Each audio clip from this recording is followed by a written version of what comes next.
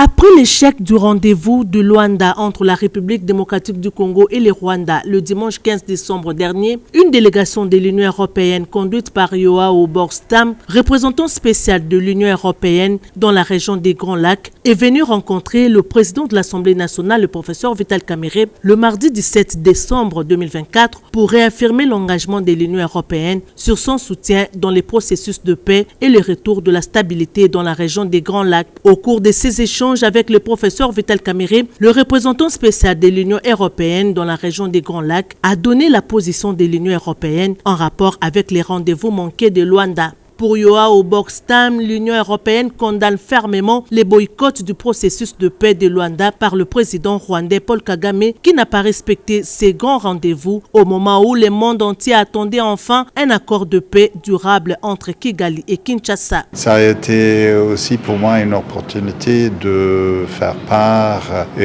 du chagrin et de déception de l'Union européenne par rapport à ce qui vient de se passer à Luanda ce week-end. J'ai aussi réfléchi sur le plus grand respect qu'on partage avec la République démocratique du Congo pour les efforts de la médiation angolaise. Et j'ai aussi souligné l'importance que les leaders respectifs restent fermement engagés dans un processus de paix. Les peuples de la région méritent tous des chefs de gouvernement et chefs d'État avec un sérieux engagement pour la paix et pour la stabilité dans la région. J'ai aussi fait part auprès du président de l'Assemblée nationale de la position très ferme de l'Union européenne, c'est-à-dire il faut que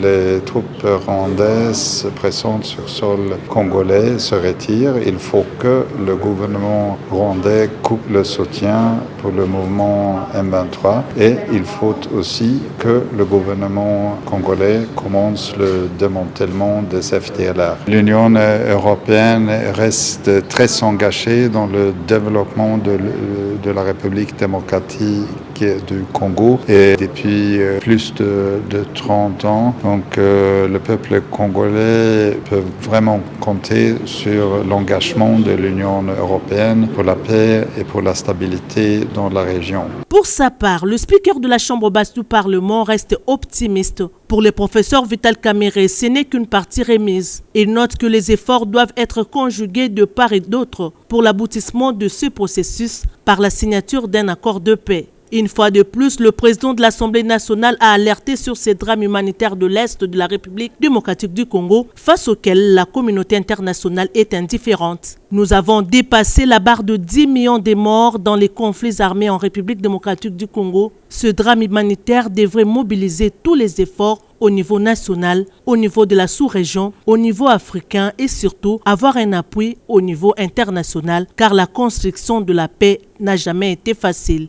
a déclaré Vital Kamerhe. Le président de l'Assemblée nationale, le professeur Vital Kamerhe, demande à tous les peuples congolais de soutenir les efforts combien louables du président angolais Joao Lourenço et du président congolais Félix Antoine Tshisekedi Tshilombo dans la recherche de la paix en République démocratique du Congo.